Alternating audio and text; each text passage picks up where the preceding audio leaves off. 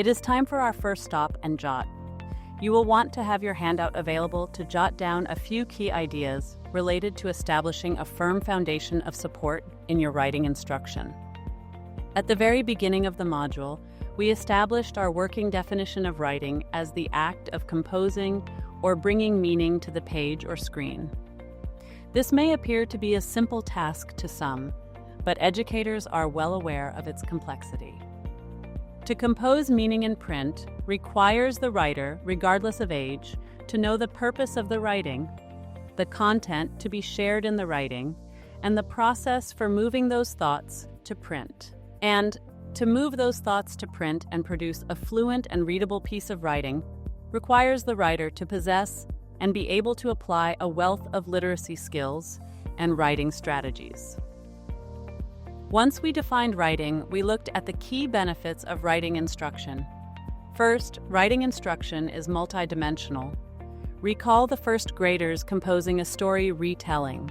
To complete that task, they had to shift their attention among the purpose for writing, the content, and the process of representing ideas with print. The ability to shift attention while staying focused on the task at hand is an executive functioning skill that not only plays a crucial role in writing, but also supports young readers. The second benefit we learned is that writing is a meaning-making event. When students see writing as a way to convey meaning, they are socially motivated to understand and use print to express their ideas, thoughts, and feelings. The more ownership you can offer your writers, the easier it will be for them to view writing as a meaning-making event. A third benefit of writing instruction that highlights the reading-writing connection is that spelling maximizes phonics knowledge. Providing numerous opportunities for your students to write using phonetic spelling helps reinforce their understanding of letter-sound relationships. When writers spell or encode a word, they must adopt an analytical approach, mapping a spelling onto each sound they hear in that word. Although it shows up last on this list, the fact that writing instruction is motivating is key. When you acknowledge that your students are already writers when they enter your classroom, you motivate them to want to be even better writers, writers who compose using their existing knowledge, skills, and strategies. The last big idea that we covered in our first lesson dealt with the developmental aspect of writing. We explored developmental phases or milestones and looked at the progression of skills as students progress through the writing phases: pre-communicative, semi-phonetic, phonetic, transitional, and conventional. We took a quick look at the range of ability within each phase, but mainly took notice of the wide range of development from kindergarten to the end of second grade. The second lesson focused on one of the most fundamental components in developing young writers is time, providing ample time for students to write and for writing instruction. This can be accomplished by weaving short bursts of writing instruction into your day and across the week.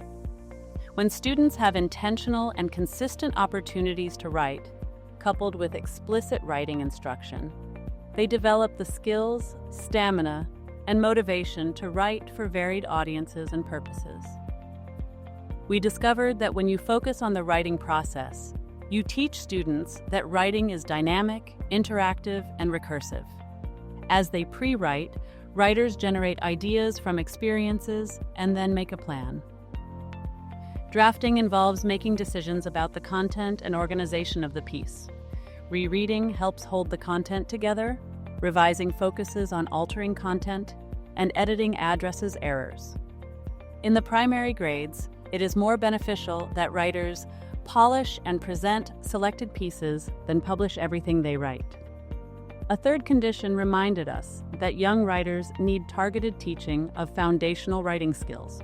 This includes explicit instruction in spelling and grammar, and strategies for planning, drafting, revising, and editing text.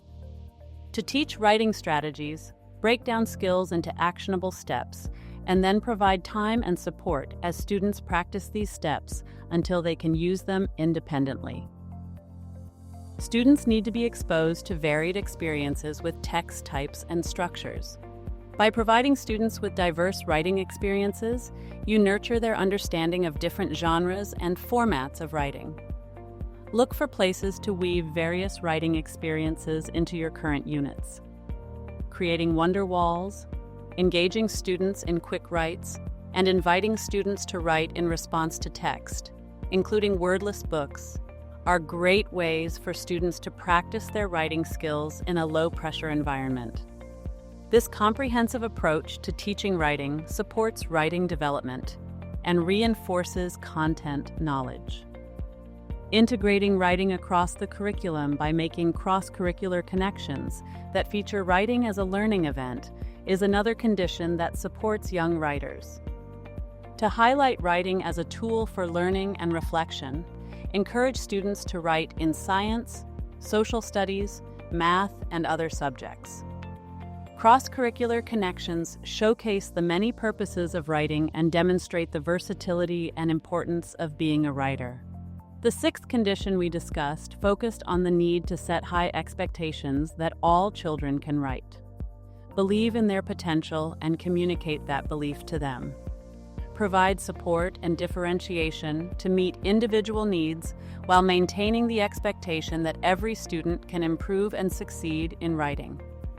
It is critical that we create a classroom environment where students feel safe to take risks. Building on the idea of safe classroom environments come the next condition of support. It is critical that we engage in frequent celebrations of students' agency, approximations, and effort. Recognize their agency by allowing them to make choices about their writing topics and how they want to present their work. Celebrate approximations, understanding that young writers are still learning and that their attempts are valuable. Hold regular celebrations where students can share, display, and reflect on their works in progress. These celebrations motivate students and build their confidence as writers. The final condition of support is a piece of each of the other conditions, yet it is critical that it also holds a place of its own. Creating a positive and motivating writing environment hinges on dedicating productive time and providing high-quality, scaffolded instruction tailored to your range of learners. Among the other conditions we've already reviewed, collaboration is key, with opportunities for peer interaction through group writing projects, peer revision, and partner writing, fostering a supportive environment where students comfortably share ideas and learn from each other. Remember that writers are motivated by authentic, interesting, and motivating tasks that achieve practical goals, revolve around compelling topics, and nudge students toward greater responsibility and complexity.